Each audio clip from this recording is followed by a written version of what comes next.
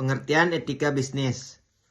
Etika bisnis adalah seperangkat prinsip, norma, dan nilai yang menjadi pedoman perilaku yang benar dan salah dalam menjalankan kegiatan usaha serta mengatur hubungan perusahaan dengan pemangku kepentingan, pemilik, karyawan, pelanggan, mitra, masyarakat, dan negara.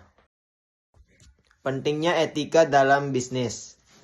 1. Membangun kepercayaan dan reputasi perusahaan. 2. Menghindari sanksi hukum dan kerugian finansial. 3. Menciptakan lingkungan kerja yang sehat dan adil. 4. Mendukung keberlangsungan usaha jangka panjang. 5. Menjadi dasar tanggung jawab sosial perusahaan. Prinsip etika dalam bisnis. 1. Kejujuran. Berperilaku jujur, tidak menipu dan memberikan informasi yang benar. 2. Keadilan. Memperlakukan semua pihak secara setara tanpa diskriminasi. 3. Tanggung jawab.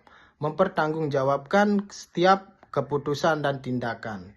4. Keterbukaan. Transparan dalam informasi dan proses bisnis. 5. Menghormati hak orang lain, menghormati hak karyawan, pelanggan, dan pihak lain. 6. Kepatuhan hukum. Beroperasi sesuai peraturan perundang-undangan yang berlaku. Selanjutnya, kita akan membahas salah satu contoh studi kasus etika dalam bisnis yang terjadi pada produk skincare lokal, yaitu Daviana Skincare. Daviana Skincare merupakan salah satu brand skincare lokal yang cukup dikenal di Indonesia. Namun pada tahun 2024 muncul dugaan overclaim, yaitu klaim kandungan bahan aktif yang tidak sesuai dengan hasil uji laboratorium yang dipublikasikan oleh pihak lain. Hal ini memicu perdebatan di media sosial dan membuat banyak konsumen mempertanyakan kualitas produk tersebut. Kontroversi semakin berkembang ketika BPOM mengumumkan bahwa salah satu produknya, yaitu Intensive Night Cream, mengandung dexamethasone, yaitu obat keras yang dilarang digunakan dalam kosmetik. Akibatnya, BPOM mencabut izin edar produk tersebut. Dari kasus tersebut muncul beberapa permasalahan etika. Jika dilihat dari prinsip etika bisnis, terdapat beberapa prinsip yang perlu diperhatikan. Yang pertama, kejujuran, karena perusahaan harus menyampaikan informasi produk dengan kondisi yang sebenarnya. Yang kedua, tanggung jawab, yaitu memastikan produk yang dipasarkan aman digunakan. Yang ketiga, perlindungan konsumen, karena konsumen berhak memperoleh produk yang aman dan informasi yang benar. Dan yang terakhir, kepatuhan terhadap regulasi, yaitu memenuhi seluruh ketentuan yang ditetapkan oleh BPOM. Berikut ini ada beberapa hal yang harus dilakukan oleh Daviana Skincare untuk mengatasi polemik tersebut, yaitu menarik produk yang bermasalah di pasaran sesuai arahan BPOM, menyampaikan informasi secara terbuka kepada masyarakat mengenai langkah perbaikan yang dilakukan, memperkuat sistem pengawasan mutu dan pengujian produk sebelum dipasarkan, memberikan kompensasi apabila terdapat konsumen yang dirugikan, dan memastikan seluruh klaim promosi didukung oleh bukti ilmiah dan hasil pengujian yang valid.